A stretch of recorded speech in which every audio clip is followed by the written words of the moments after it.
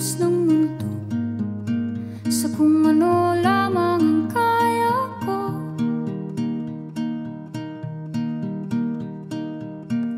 Bigang-biga na sa mga problemang di masolusyonan agad, parang wala nang bukas. Pwede bang umiwas? Hinahanap ang sarili, ngunit di nakakayanan sa ligaw na dinadaanan ko. Saan na to patungo? Saan ako patungo? Dahan-dahan nating simulan muli ang paghakbang.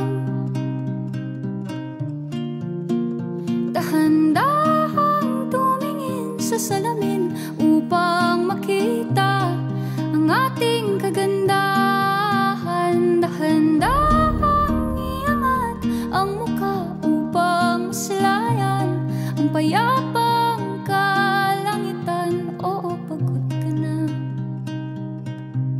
pero di ka nag-iisa, kaya't lumaban ka at sabihin, ako naman muna. Kada langhap sa hangin, pansin ko na lagi na lang usok. Walang malinis, halos puro polusyon. Parang ako raw na konsumisyon.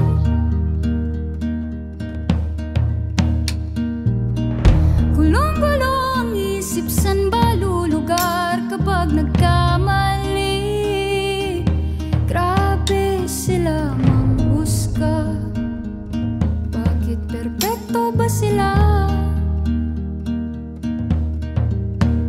Huminga ka ng malalim at isipin ng mabuti ang mga desisyong ilalaan para sa kinabukasan, nang makapunta sa paroroonan. Kung dahan-dahan